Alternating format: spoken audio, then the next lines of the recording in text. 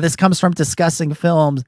John Watts, director of the latest 3 Spider-Man movies, is in talks to direct the new Star Wars series for Disney Plus. This is what Discussing Film writes. They say, "We've learned that John Watts is in talks to direct at least one episode of an upcoming mysteriously unannounced Star Wars series for Disney Plus, with plans to begin filming sooner than you may think. The currently unannounced series is going under the working title of Grammar Rodeo, with production slated to begin this summer in Los Angeles. While we haven't been able to gather any concrete information on who will be writing this new project, we've heard from a handful of sources, and this is interesting, this is new too, that Jon Favreau will be executive producing. Favreau is, of course, an executive producer and writer on The Mandalorian and the Book of Boba Fett, and will soon additionally be credited as an executive producer on Ahsoka, which is at the moment in pre-production for filming, slated to start in the next couple of months. Sources tell us that talks with John Watts on directing at least one episode on this classified series are dependent on his busy schedule, and they point out that ever since Spider-Man No Way Home came out, he has been a highly sought after director and has multiple projects, including the Fantastic Four movie from Marvel, Final Destination 6, I cannot believe there are 6 of those things, for New Line Cinema, and apparently he's got shows for HBO Max and Apple TV Plus as well. So wow, busy man. But John Watts, it seems like he's going to make some time for Star Wars. What do we think? What do we think of this bit of news? Ben, over to you first. Oh, I mean, yeah, I've loved his Spider-Man movies, and I'm looking forward to his future projects. And if this is one of them, I would be even more excited. And if it somehow involves, this whole Grammar Rodeo, High Republic type show, I'm definitely game. And just more of this, more shows. But obviously, I'm looking forward to getting out of the Mandoverse, as we're calling it. Even though I love this era, I'm looking forward to seeing what things. But seeing that Favreau is still going to be involved, I do wonder how much Favreau will be involved, or just the fact that he kicked this whole thing off, kind of like he did with the Marvel Cinematic Universe, and still gets credits in all the Marvel movies.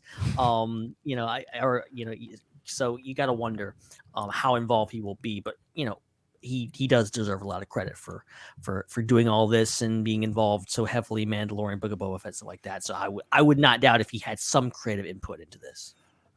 I wonder if his level of involvement in this might be similar to Dave Filoni's involvement with Bad Batch. Or even Star Wars Resistance, where he sort of helped get the ball rolling, get things up off the ground, and then was there to provide advice and consultations and that sort of thing, but really left the writers and directors of those shows to do their thing. That's one possibility. Chris, what about you? What do you think of John Watts coming in for Star Wars here? I kind of am taking more out of this than just the fact that it's John Watts doing Star Wars. I agree with Ben about, how exciting this is based on what he's done in the MCU. I mean, a lot of us consider No Way Home is one of the best MCU films. So that's absolutely incredible. But I think my take on this too is this opens the door for a lot of other really interesting people to direct Star Wars, because, while we've had some bigger names in there, obviously Favreau and Waititi are pretty big. There's been a lot of kind of people who are kind of, I would say, mid-tier directors that we've seen directing Book of Boba Fett and the Mandalorian. Rob Rodriguez, I would say pretty good, but not the top tier, not in the top 10 best directors all time for me.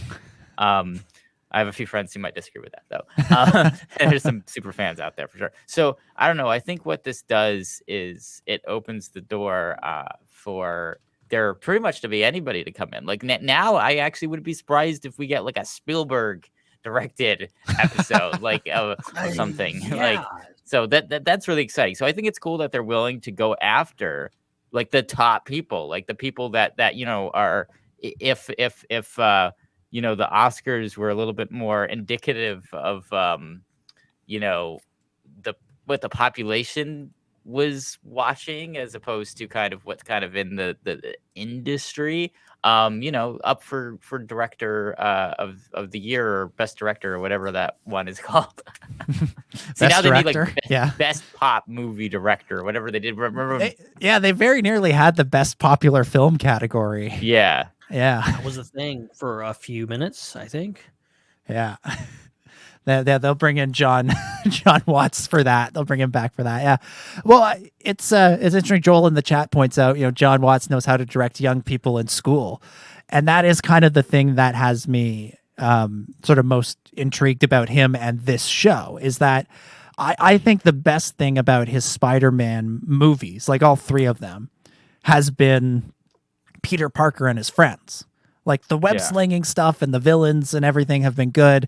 Obviously, then the third movie, bringing back the other two Spiders, was a lot of fun. But really, in those, across those three films, one of the most sort of consistent aspects that I think he got right was Peter, MJ, and Ned. And in the prior two movies, before No Way Home and Far From Home and Homecoming, there was an even more expanded cast of young people in those roles of the Peter Parker and his classmates, and I thought that was something that those movies did in a way that the other Spider-Man movies hadn't even bothered to try. They hadn't even bothered to do. So the idea that he could come in and maybe direct the first episode, and set the tone with this series that seems to be based around a younger cast. I think could be a really positive thing, a really good thing to get the series off on the right foot, and I kind of hope that's what's going on here.